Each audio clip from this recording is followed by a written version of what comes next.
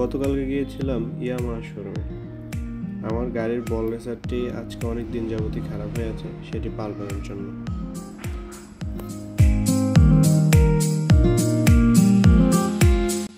শোরুমে যাওয়ার পর তারা চা দিয়ে আপ্যায়ন করল। গাড়ির কি সমস্যা আছে তারা আমার কাছে শুনতে চাইল।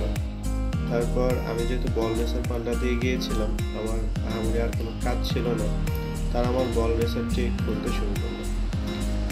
একটা জিনিস আমার কাছে খুব ভালো লেগেছে, তারা গাড়িটা মোটামুটি যেটুকুতে দাগ পড়ার সম্ভাবনা ছিল পুরোটাই কাভার আপ করে নিয়েছে। তারপর আস্তে আস্তে খুলেছে যাতে কোথাও স্ক্র্যাচ না পড়ে।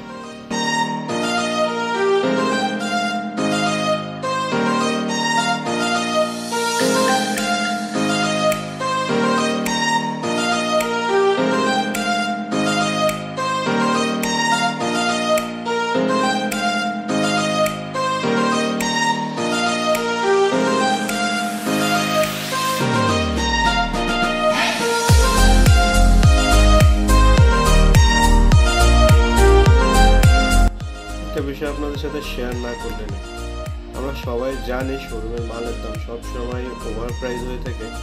এটা আমারও জানা নেই এটার কারণ, তাই আমি আমার বল রেসারটি বাইরে থেকে কিনে নিয়ে গিয়েছিলাম।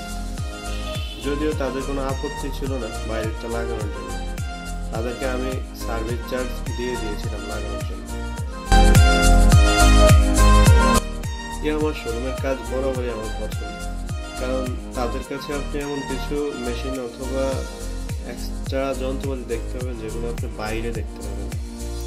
এই কারণে তাদের কাজ আমার কাছে খুব ভালো লাগে এবং তারা এই বিষয়ে ট্রেনিং প্রাপ্ত। তাই আমি বরাবরই সবাইকে সাজেস্ট করি যে আপনারা যদি গাড়ির সার্ভিস করাতে চান তাহলে শোরুমে যেতে পারেন, কিন্তু শোরুম থেকে পার্টস কেনার জন্য কাউকে আমি সাজেস্ট করব না। আপনাদেরকে বলবো তারা যদি আপনাকে বলে যে গাড়ির হয়তো এটা চেঞ্জ করা লাগবে, আপনারা বাইরে থেকে কিনে নিয়ে দিবেন সম্ভব হলে, না হলে পরে কিনে নিয়ে লাগাবেন।